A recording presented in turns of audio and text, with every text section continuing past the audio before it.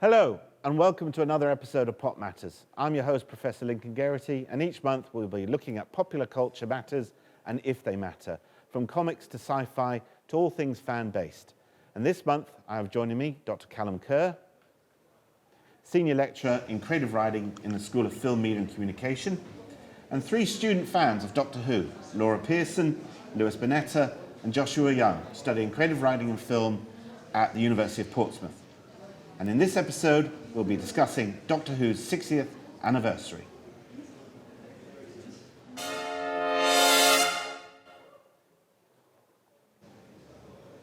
Now, usually on Pop Matters, we like to start with a roundup of some of the latest in pop culture news. However, considering the huge Doctor Who's 60th anniversary celebrations happening this month and this week, and we're even yet to see some of the TV specials, I thought we'd start by sharing some of our earliest memories and favourite bits of the series across the years. That's classic Who, new Who, or even the wider Whoniverse. I'll start with Calum. Memory of Doctor Who, best bits for you? Oh, well, I mean, I go back a long way. So my first Doctor was Tom Baker. I have vague memories of watching those episodes. But of course, at that point, there was no videos or anything like that to rewatch them. I do have clear memories of Peter Davison and then watching all the way through. I mean, favourite bits for me, always the regenerations. I love a good regeneration.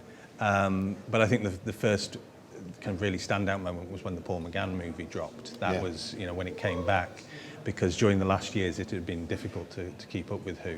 And then when it came back in 2005, just the excitement of Russell T Davies bringing it back and what it was going to be.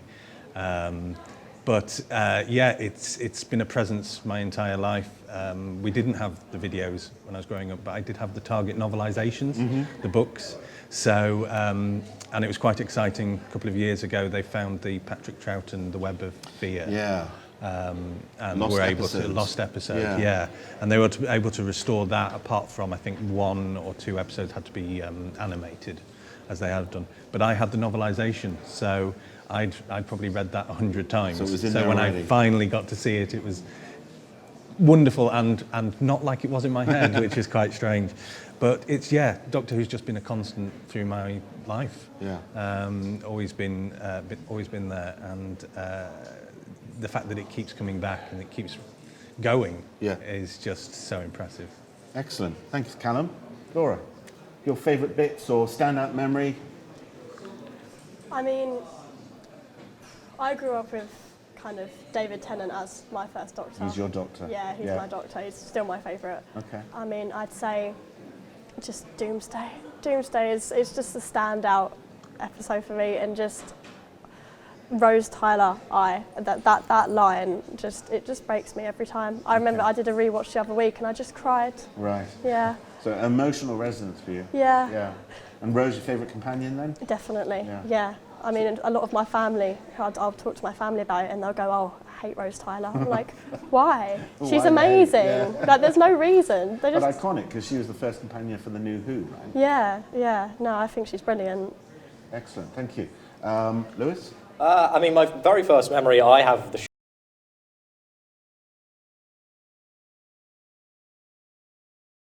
a lot of it before, but I just remember seeing David Tennant get into that glass cupboard with Wilfred, and I remember him stumbling back along towards his TARDIS. And I thought at the time as a kid that regeneration was super powerful, like a bomb, and if anyone got hit by it, they'd die, and that's why he had to go back into his TARDIS. And I don't know why I thought that, but I did. Favourite companion is probably Bill Potts. I love Series 10, and I love Bill Potts. I think she just adds so much to Doctor Who. And chemistry that she has with Capaldi is fantastic. Yeah. So, definitely my favourite companion there. Excellent. Thank you. And Josh? I started watching Doctor Who, I think it was The Waters of Mars. Oh, wow. And I remember that night, I was meant to have a shower, and there's the water there, and I was thinking, I was a little kid, and I thought, oh God, if this water touches me, I'm gone. And that night, I said, I love you to my mum, unprompted, thinking, this is the last thing I'm going to say. Stepped into the shower, I was completely fine. And because we're kids, you want to be frightened a bit more, you want to keep going. So I watched more Doctor Who, and just, fell in love with it. It's interesting, that visceral sort of connection then, a bit like the old never step in the swimming pool because of Jaws. Yeah, for you it was Waters of Mars and the shower. Yeah. Yeah. What did your mum say when you said, you know, I love you, mum, and went to the shower? I think she kind of just went, yeah, I love you too. I'm gonna go to bed. You've done in my nut today. And all those examples is about, you know, the personal touch and the emotional connection. For me, you know, a bit like Calum, I had Peter Davison on my wallpaper. That was my bedroom for about, you know, until I was 25 now. And then and getting the chance to sort of meet some of the doctors more recently. And even the great and late John Pertwee at a wedding of all places, family wedding, the other side of the family, the bride's family, at the reception, there was these old fellas sitting at the back, staying quiet, and I recognised one of them, long flowing hair, white hair, and I thought, he looks familiar. And everyone said, it's Wurzel Gummidge. I said, no. That's the third Doctor. I managed to sort of go up and say hello, and he signed an autograph, Wurzel Who. So I thought, that's brilliant. I was going to bring it today, but I thought, well, precious. Didn't want to get blown away. But thanks for sharing those thoughts. We'll talk more about New Who and Classic Who in a bit. But what we will do next is talk a little bit about the Doctor Who specials. And that takes us nicely into the topic of conversation today, Doctor Who's 60th anniversary. Now, our guests have already mentioned Doctor Who has played an important part in their lives and indeed the lives of millions of other fans around the world. It's a show that literally spans generations through constant regeneration. This summer, Portsmouth ComicCon helped celebrate Doctor Who with an exhibition of props and costumes from the show and special guests Peter Davison, the 5th Doctor, Colin Baker, the 6th Doctor, and Nicola Bryant, who starred as Perry. Now, let's take a little look at some of the highlights from that weekend.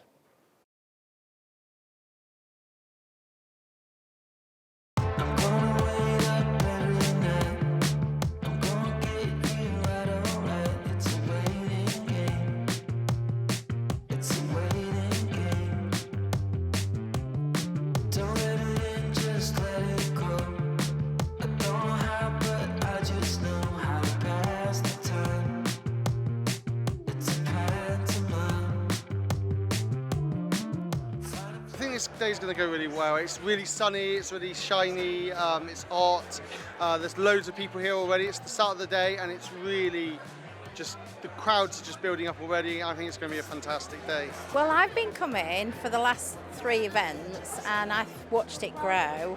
I really love it. I think it's amazing. Comic-Cons are such a great way to kind of celebrate a fandom and enjoy talking about common interests with other people. This is kind of my jam. This is the one day of the year I feel like me. I honestly didn't know what to expect, so this is beyond expectation at the moment, so it's really good.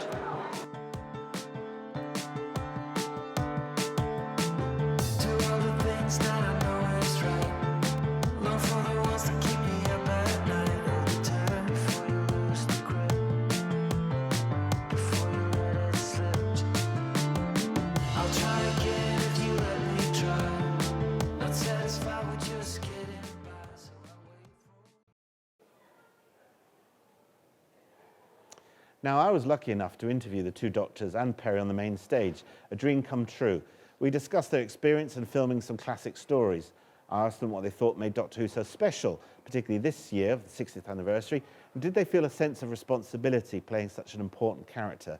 Here's a little bit of what they had to say. Well, there is a responsibility. I mean, I know I mustn't say bum. Oh! Because it might upset, you know, the younger of our fans. Sorry, I didn't say bum. I did. I mean, all right. But yeah, to be briefly serious, there have been instances in my life where, bless them, people have come up and said, I was at such a bad point in my life that I was contemplating, in some cases, terminating it, and said, but I watched you in Doctor Who, and I'm sure we've all had this. And I thought, maybe there is a point in doing this. And you saved my life. And varying degrees of that over the years when all my friends were being horrible to me, Doctor Who kept me going. Yeah. And it is an enormous responsibility. And it's also an enormous privilege and honour. Yeah. So,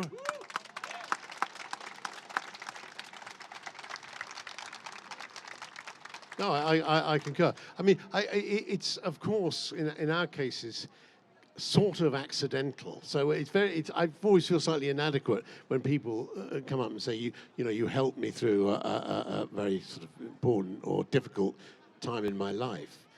Because we were, after all, just making a program to entertain people. And it's wonderful if that helps, and how I think there is especially for fans of Doctor Who, they seem to make a connection with the Doctor, and if that helps them, that is fantastic. But I must be honest, I never quite know what to say when people come up and say, you really helped me. And I go, oh, pleasure. I just feel like, it's great that we're able to do that, but we do it sort of inadvertently just by trying to make an entertaining program. But it's great. Now, since 1963, multiple Doctors have regenerated and dozens of companions have come and gone. With massive celebrations for the 50th anniversary cementing its place in TV history, this year's 60th anniversary serves to offer us something new, at least 2 new Doctors, old and new companions, a returning villain with a new face, and most importantly, the chance again to reach new audiences. The series, it seems, just like the Doctor, is timeless and immortal.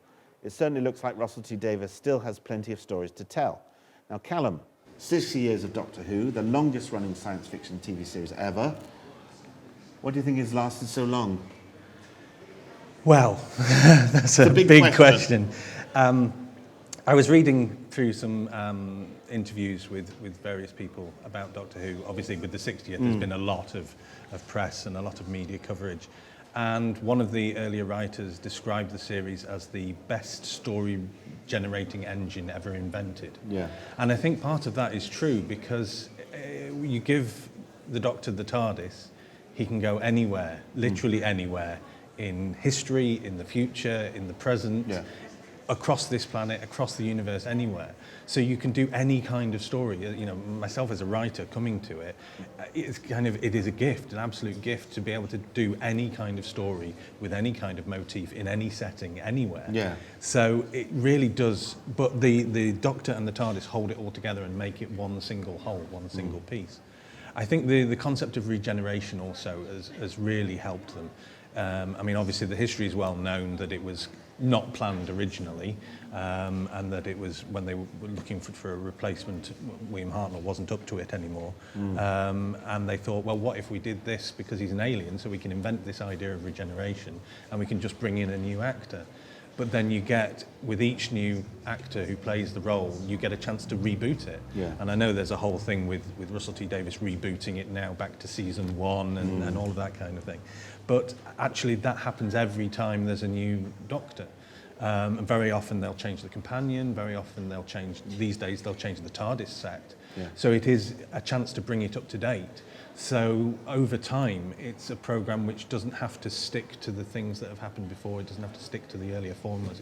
It can change to fit the current culture, as well as having this scope to go everywhere and every when. Yeah, and it does often talk to contemporary culture, doesn't it? Yeah, absolutely. Social issues, historical issues. I don't want to get into all of the conversations about Doctor Who being woke. No. But it always has been. It's always been a liberal approach to storytelling. The Doctor has always taken the side of the underdogs against the oppressive regimes. A lot of commentaries on racial politics, gender politics, capitalism, all of those things. You see those back through, the very earliest stories. Yeah. It's nothing new to Doctor Who. Perhaps it's that society is a bit more aware of these issues and conversations around them, that they then spot it within Doctor Who. But it's always had that approach and a chance to discuss things that, in the way that good science fiction does, it's able to get current issues in under the radar of a good story. Yeah, and that's important, isn't it? Story. Yeah, absolutely. Bringing those, issues to light.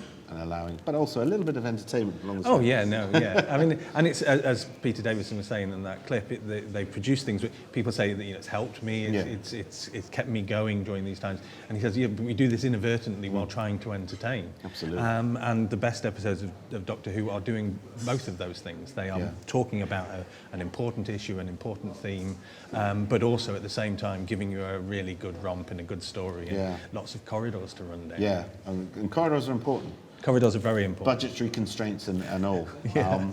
Now you guys, slightly younger generation perhaps than myself and Calum, but not that much younger. Not that much, no. But so coming to the new 60th anniversary, the new series, but also having entered Doctor Who when it was itself a reboot. Where do you see the series fitting in both in the popular imagination, its popularity, but what do you think is so important about it in today's contemporary landscape?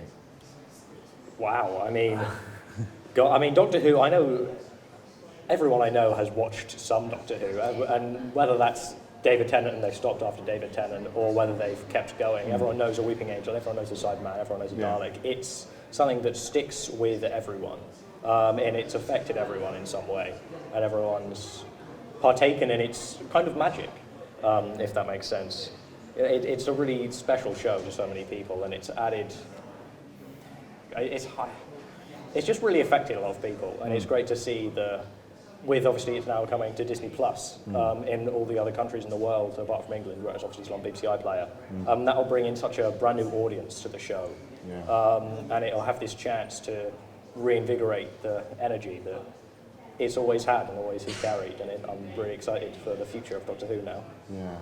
Now, Laura, you said David Tennant was your Doctor, but with a new Doctor, David Tennant again, is this something of a conflict of interest here? You've got to look forward to a new Doctor, but he's your old Doctor. Yeah, I mean, it's an interesting question, because I mean, is he going to be the same Doctor? Is he going to be how he was when I started watching? Yeah. I mean, obviously he's got the new costume, and I mean, I don't really think he could change too much. And I think if he kind of is a different character to the one that I'm used to, I think I'll just be excited for that, just to see kind of where they take it. So yeah. I guess he's different in a way because he's survived 2 or 3 other Doctors in the middle, so he brings all that history. He still has all those memories. The stuff from Matt Smith, Capaldi and Jodie. And the same teeth. Yeah. And Josh, what about the prospect of a new Doctor after that, Ncuti Gatwa? What are you looking forward to about him and his era? I think I quite like the fact of, there was an interview he did where he explained how he's quite similar to the Doctor, where he moved away from his family moved away from the original home country. They went to Scotland, and he was an outcast there. And he knows, we all know from stuff like Sex Education, Ncuti can bring the fun, bring the joy, but in interviews he's shown how he understands the Doctor's got this fire and this like, oh, he's like fire, don't get too close. Yeah. And I think I quite enjoy the fact that I know I'm going to have a blast, so it's going to be fun, but there's going to be moments where knuckle down, it's going to be intense. Yeah, serious, but also, as you said, fun and entertaining. His outfits look cool. He seems to be in a different outfit every episode he's filming. Which, all the shows you see a new outfit with him for all the things. And even this companion as well, Millie Gibson, who's played by Millie Gibson even, who's like a month younger than me, or a month older than me, which is so weird that people our age. So do you think they're targeting your generation specifically with a choice of companion there? I think they're definitely trying to get in our generation with the companion who just like Rose. It's obviously very similar to Rose, very similar idea. Our generation, very down to earth, very real person. Yeah, but it's also the fact of, she was saying how she remembers watching Angels in Manhattan and crying, and I remember we had this conversation saying about how like we were there watching it, so this person who's in front of the camera we're going to see was doing what we did, crying at the TV. Doctor Who's impacted these actors just as much, and Ncuti Gatwa also said his favourite episode is the Satan Pit from season 2, the 2-parter about the impossible planet, the Satan Pit, and it's just great to see that these people are so invested and so and just love the show as much as the fans do, and I think you'll be able to see that on screen, absolutely. Yeah. I mean, that's certainly something that's happened with the reboot since 2005. You had an influx of people who grew up with it in the 60s, 70s and 80s who were now given a chance to play in that toy box. Yeah. And what we're getting this time around is people who've grown up with the reboot getting a chance to play in the toy box. And that's one of the things that it spans generations. When the last series was on, every time there was an episode on, I would watch it, and then the phone would ring, and it would be my mum asking me to explain it to her, especially with the Stephen Moffat, some of the more convoluted, timey-wimey stuff. We would have a long conversation about the episode that we just watched while I was giving her all the context and tying it back to little bits that she hadn't noticed. Yeah. And, she was 30 years older than me, but it spans generations, both in terms of people who watch it, but also now in terms of those who are making it. And so getting to see that next generation coming through for whom the reboot is their, for whom Tennant was their Doctor or Smith. Now, recent criticism of things like the Marvel Cinematic Universe is you have to learn a lot, you have to know the history to understand what's coming. Now, do you think that's a problem with Doctor Who? We've talked all about, the old series and how it ties in, but the idea that it regenerates every time might be a little way of not expecting everyone to know everything? I think when stories like this are written well, they stand on their own, and you can just enjoy an episode for what it is. It's quite obvious the Doctor is the main character, the hero, and there is an adventure and there are bad guys and it's set up. Russell T Davies was very good in bringing back the show in 2005 in kind of starting almost with a blank slate. There was a bit of lore and a bit of canon for the long-term fans, but you could watch it from there without any knowledge, and it got drip-fed over season after season after season, which is the best way to do it. When he brought characters back like the Master or the Daleks, he could introduce them as new characters, and he managed to bring the impact as well, like especially with the Master, because he introduced earlier in the season the whole Chameleon Arch prospect. When he then gets brought back through that, you feel the impact. And you feel the impact especially because the Doctor's been talking about his people and the Time Lords across the last 3 series. And he was really good at bringing in that new audience and then linking it back to the old show in a way that still kept the new audience in every way the old audience stayed. Or when they bring back the Dalek, they don't bring back the Daleks as this marauding race like we had seen them in the past. They bring back one Dalek. And it's been captured by humans who don't know what it is, which gives the Doctor a chance to explain. That the humans don't know. Because the Daleks have invaded Earth so many times. I refer you to the Dalek invasion of Earth, at least. But the Doctor, they act as us. They act as the audience to say, what is this metal creature that we have captured? And the Doctor can explain it and fill in the backstory, but also it introduces it to the new audience. So, when handled correctly, you can do both. You can have your cake and eat it. You can introduce old characters, but in a way that makes them new to a new audience. And Calum, when you're talking about backstory, and I know you're not only a big fan of Doctor Who, but a huge fan of the Big Finish series. Yes. Tell us a little bit how Doctor Who exists, just not on our TV screens, but out there in other forms of media. Yeah, I mean, going back to the question on how has it lasted so long, Doctor Who has not just been the TV show. We had the TV show running into the 80s and then the gap before the film in 96 and then return in 2005. But in those gaps, Doctor Who magazine carried on doing comic strips. So the Doctor had continued adventures through that. Novelisations, so after Target stopped doing their novelisations of the episodes, Virgin Books took it up and did those up until the 96 film when BBC started doing books. They carried on through. And then in 1999, Big Finish Audio started, and they started producing new episodes for the 5th, 6th and 7th Doctors, and then for 8th Doctor. So Paul McGann started in 2000 doing adventures in audio, and is still doing them now. His latest one's just come out.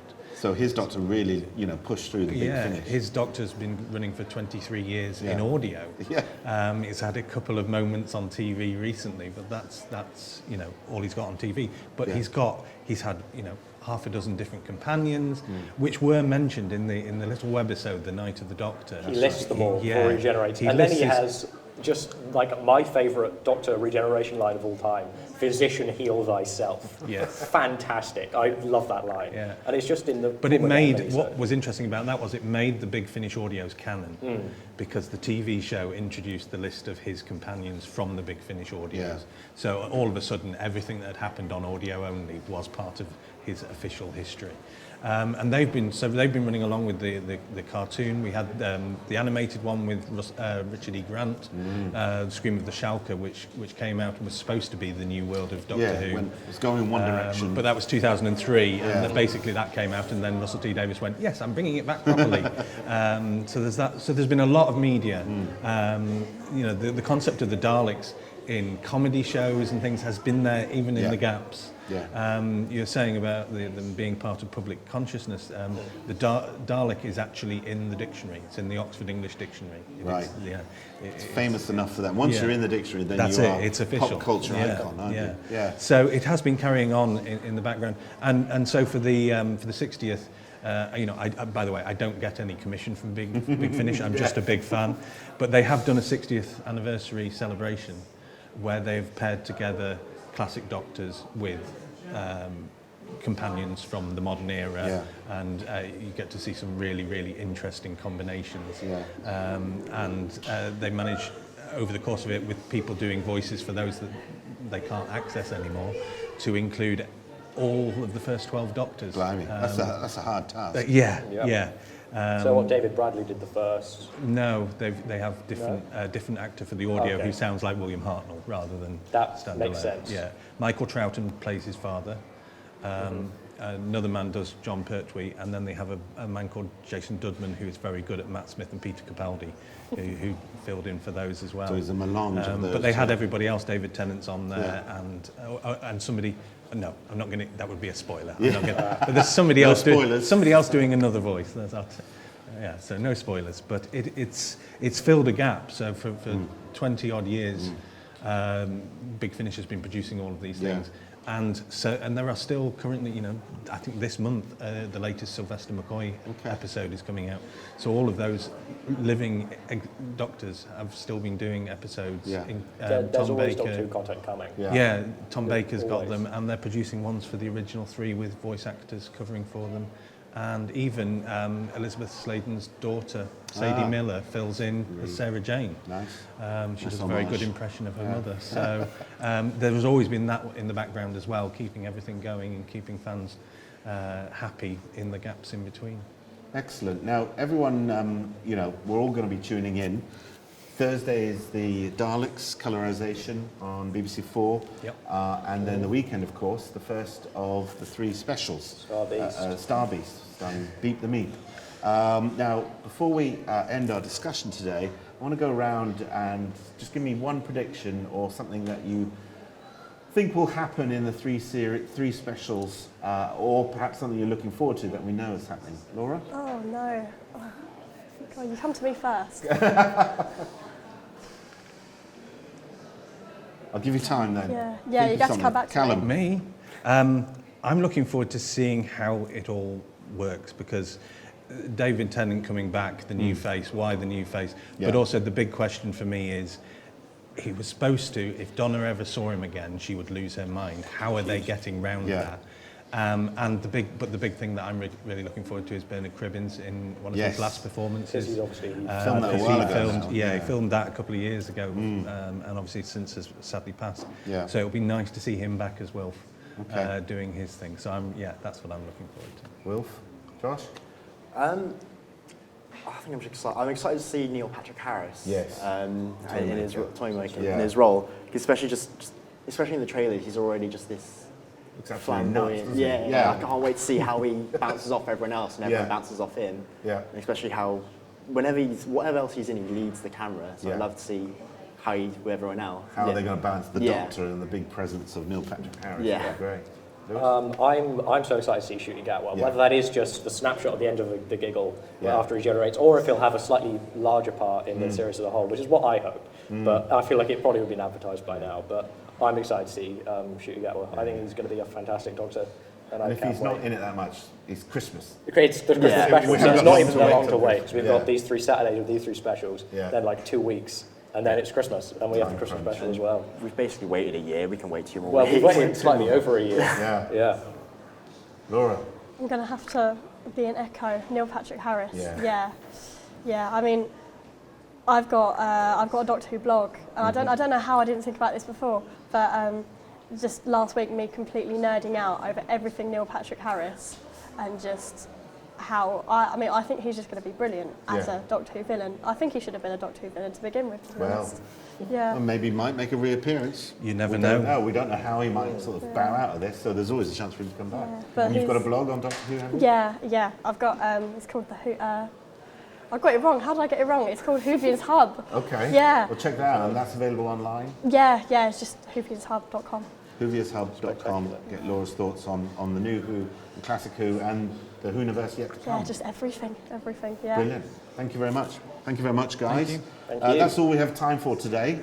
We want to sort of speed on and watch all the Doctor Who specials. But if you have any questions about what we've been talking about today, pop them in the sort of chat comment box below this video on YouTube. Or please do get in touch with Calum, myself, and indeed Laura and others on the blog, social media. I want to thank you to Dr. Calum Kerr. Thank you. Our 3 students, Laura, Lewis and Josh. We've been discussing Doctor Who's 60th anniversary because pop matters.